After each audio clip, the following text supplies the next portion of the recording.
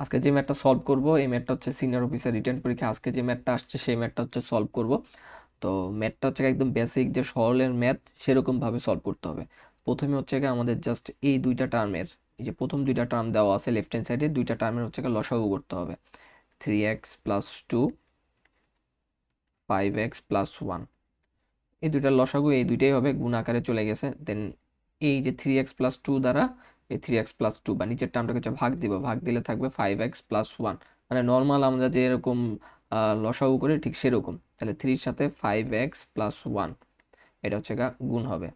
তারপর হচ্ছে প্লাস, দেন 5x+1, 5x+1 কাটা চলে যাবে, তাহলে থাকবে হচ্ছে 10, 3x+2। আর এই পাশে রাইট হ্যান্ড সাইডে আমাদের ছিল 21, 7x+2। এরপরে আমাদের যেটা করতে হবে যে উপরে যে 3 দ্বারা এটার সাথে গুণ, 10 দ্বারা এটার সাথে গুণ, এই কাজটা আমরা করে ফেলবো। তাহলে 3×5 = 15x, প্লাস 3×1 = 3, তারপর হচ্ছে 30x প্লাস হচ্ছে 20। নিচে যা আছে তাই, 3x+2 এটাই রেখে দিব। দেন হচ্ছে 5x+1 এটা রেখে দিব। দেন 21, এর পাশে হচ্ছে 7x+2। আচ্ছা, এরপরে যেটা করব সেটা হচ্ছে উপরে এই যে 15 আর এই 30, তার মানে হবে 45x, প্লাস এই 3 আর এই 20, তার মানে হচ্ছে 23। দেন নিচে যা আছে তাই, 3x+2, 5x+1 রেখে দিলাম, ইকুয়াল এই পাশেও যা আছে তাই রেখে দিব, 7x+2।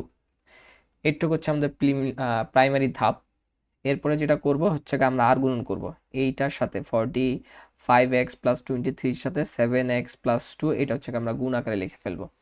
তাহলে হবে হচ্ছে আমাদের 45x+23, এটার সাথে আমাদের গুণ আকারে যাবে হচ্ছে 7x+2, 7x+2।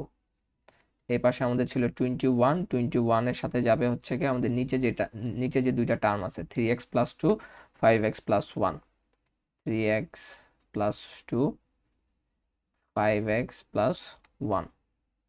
আচ্ছা, এখন এই দুইটা টার্মের হচ্ছে আমি কি করব, দুইটা টার্মের হচ্ছে আমি গুণ করব। তাহলে 45 আর 7 যদি আমরা গুণ করি তাহলে হবে হচ্ছে 315, 315x² প্লাস 45x আর এই 2 গুণ করলে হচ্ছে 90x, 90x। এই 23 আর হচ্ছে 7 যদি গুণ করি তাহলে হবে হচ্ছে আমার 161x, আর 23 আর 2 গুণ করলে হচ্ছে 46। এই পাশে 21 পরে চিন্তা করতেছি, আগে এই দুইটা টার্মের হচ্ছে গুণ করব, এই দুইটা টার্মের। তাহলে 21কে রেখে দিলাম, এই দুইটা টার্মকে যদি গুণ করি, 3×5 = 15x, 15x², দেন হচ্ছে 3x প্লাস 10x প্লাস 2। দেন এই পুরাটার সাথে হচ্ছে আমি 21 দ্বারা গুণ করে ফেলবো।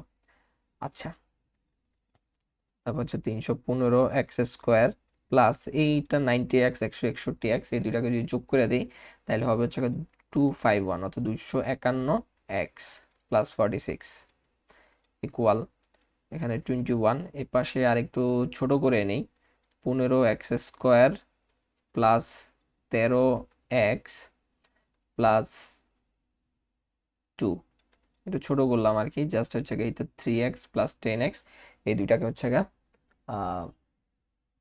যোগ করলাম।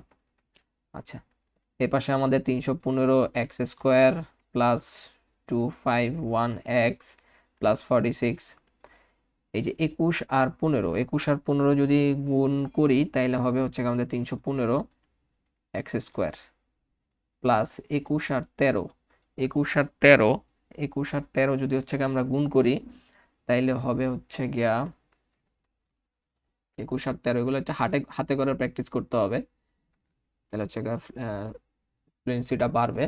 273 হবে, 273x প্লাস 21 আর হচ্ছে 2, তার মানে হচ্ছে 42।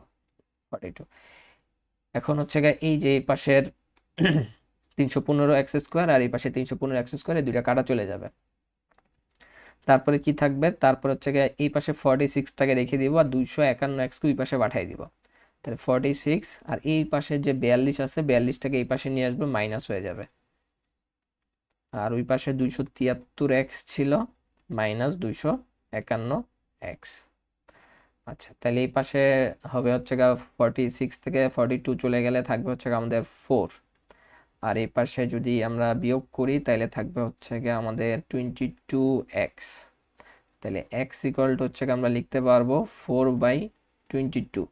দুই দ্বারা যদি কাটাকাটি করি তাহলে 2/11। তার মানে এক্স এর ভ্যালু আসতেছে হচ্ছে গিয়ে আমাদের 2/11। এটা হচ্ছে গিয়ে আমাদের এই ম্যাথের অ্যান্সারটা।